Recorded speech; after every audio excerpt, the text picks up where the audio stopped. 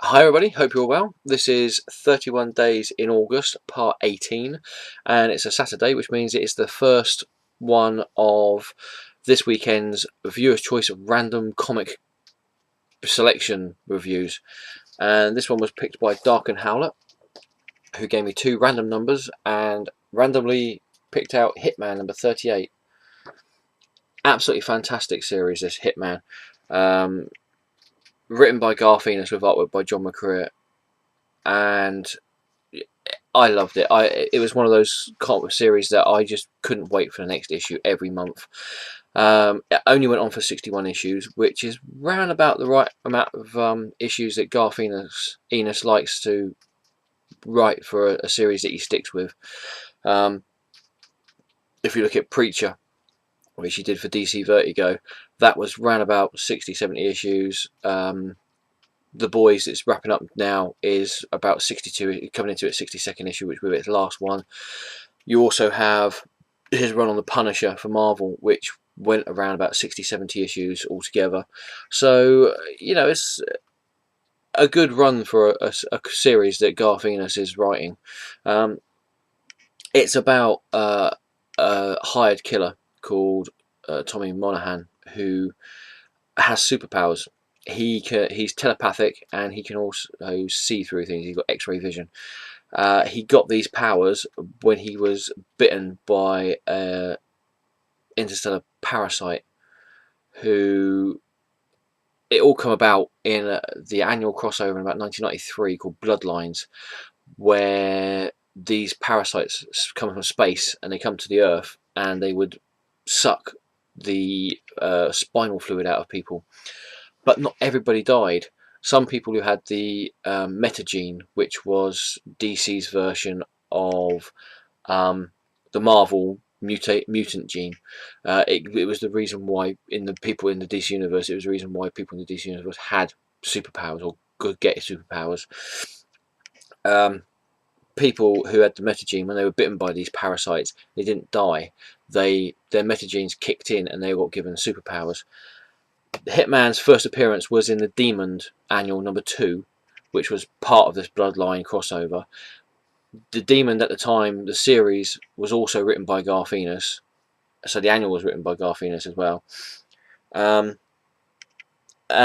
this issue, we have the conclusion to Dead Man's Land.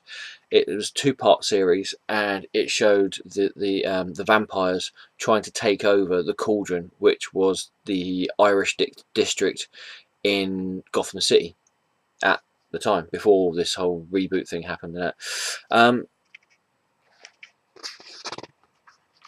As we start the story, the King of the Vampires, or the person who wants to be the King of the Vampires, is telling Tommy and his friend Nat the Hat some home truths about vampires. Some of the myths that humans have created about vampires are completely wrong. They're not allergic to garlic. Running water and holy water doesn't affect them at all. Crosses. Some vampires are scared of crosses, but then a lot of people are scared of ladders. And as the King of the Vampires says, if you stuck a burger across the other side of a ladder, a lot of people would walk underneath it to get to it. Decapitation, stake through the heart, doesn't really do anything, hurts like anything, but doesn't kill them. The only thing that can kill vampires in this comic is sunlight. Completely burns them. Now, this guy who wants to be King of the Vampires, he was the underling of the previous King of the Vampires, who ended up dying when he walked into the sunlight. He was supposed to walk in with his master into the sunlight, when he realised that, well, if the king's dead, what does that make me? Thing is, you can't be a king unless you have a kingdom, which is the reason why they chose the Cauldron in Gotham City, because it would make a perfect place for a vampire kingdom. Only low-life people lived there, and nobody cared about it in Gotham apart from the people who lived there, so it would make a perfect breeding ground for vampires and a perfect haven for the children of the night. Nat and Tommy and Nat are surrounded by vampires as the would-be king of the vampires tells his story to Tommy about the fact that he's over 900 years old. He pulled the arrow from King Harold's head. He comes along with all this stuff about in history that he's been a part of. The fact that he walked through, the nuclear explosion in Nagasaki and drank the irradiated blood of the people that lived there just because he could. And in true Hitman form, Tommy Monahan just turns around and says, "I don't care about that. That doesn't bother me at all." At which point, he throws a grenade at the roof of the building that they're in and blows the roof off, burning a good handful of the vampires that are surrounding them, making them scatter into the shadows, giving Tommy and Nat some time to think about what they're going to do. Even though they're still trapped in this building, they can't go anywhere. They're stuck in this little circle of sunlight, and dawn and sunset's coming really soon. So Tommy phones up the bar that they usually frequent, and the demon Bator, who is an employee of the bar there, answers the phone. You wouldn't think that had been too much of a problem, apart from the fact that the only thing Bator can say is, "I am Bator," various other things that usually includes Bator's name. He can't really say anything else. It's only until the guy who owns the bar turns around to Bator and says, "Have you heard from Tommy?" when Bator mimes that he has heard from him, and it was quite a few hours ago that he heard from him. As the sun sets, the vampires get closer and closer to Tommy and Nate as their circle of light slowly gets smaller and smaller and smaller. Just as the sun sets, the gang from the bar come steaming in, blow the doors open of the building, and just completely muller. And if you're wondering what muller is, if you've never heard it before, muller just means completely annihilates all the vampires that are in this building. Tommy gets chucked a machine gun, and as the king of the vampires launches himself at Tommy, he sprays him with the bullets from the machine gun, decapitating him. Not killing him, but making it pretty difficult for him to get away from the dying embers of the sun as it goes down for that day.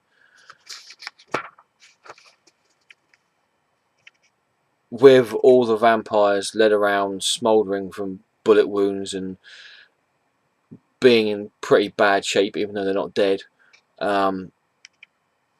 they get hold of a bulldozer. Tommy and the gang get hold of a bulldozer and destroy the building that the vampires are hiding in. With the last rays of sunlight that are slowly fading, hitting the vampires, the whole lot just explodes. Everything goes up. They've saved the cauldron once again from supernatural beings.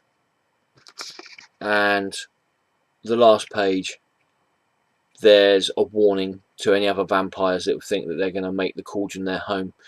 A pole with vampire skulls nailed to it with bullet holes in them, and a sign that just reads, "Welcome to the cauldron, be nice."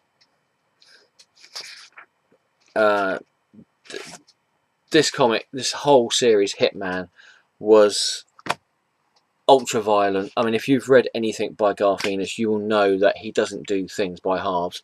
If there's going to be a gunfight, it's not going to just be a gunfight. There's going to be guns going everywhere. It's not going to. There isn't. When there's a gunfight, there isn't a single panel where you don't see a bullet going through somebody, or somebody getting their arm blown off by a hail of bullets, or some such. it is a really violent comic in some places, but it is also hilarious in some places as well. I remember there was an earlier issue of this where one of Tommy's mates, and you have to excuse me, I can't remember his name. I can probably find out.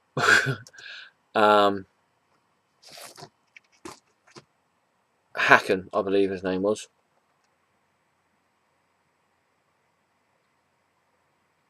But anyway, one of his mates who wasn't the most intelligent guy in the world, they went to a government facility, scientific facility that was doing tests on things, and the people in there were trying to resurrect the dead. They ended up resurrecting a load of dead animals and turning them into zombies. This guy got bitten by a zombified seal, and so he wouldn't turn into a zombie himself, he cut his hands off. He cut his hand off that got bitten by the seal. It transpires, of course, that in this comic, being bitten by a zombie doesn't turn you into a zombie. It just means that you get bitten.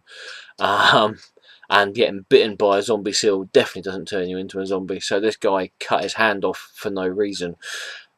Might not sound funny, but in the context of the story, it was hilarious. As far as I know, there are trade paperbacks of this around. So if you can pick up the trade paperbacks, definitely worth picking it up, because it is one of Garth Ennis's best series that he has written. And I'd imagine the single issues, you could probably pick them up fairly cheaply as well. You can definitely see in this as well that if you've read Garth Ennis's Punisher, the Marvel Knight series, the more comedic version before he went to Marvel Max and did the Punisher, you can definitely see elements of that in this. So it's almost like a precursor to Ennis's Punisher series that he did for Marvel Knights. So there you go, that's today's comic. Hope you enjoyed that. Tomorrow's comic is behind me and was picked by Gambit896, and it is Nick Fury, Agent of S.H.I.E.L.D. number 28. As you can see, stars Wolverine. Well, got Wolverine in it. So yeah, that's going to be interesting for me, and hopefully it'll be interesting for you. Hopefully this was interesting for you. As I said with all these ones, if you can give me two numbers, one between 1 and 51 and one between 1 and 300, corresponds to the boxes behind me and the comics inside, and that will go for next Friday's viewer's choice of random selection, and hopefully it'll be even more random than this one. So thanks for watching, take care, see you tomorrow, and ta-ta for now.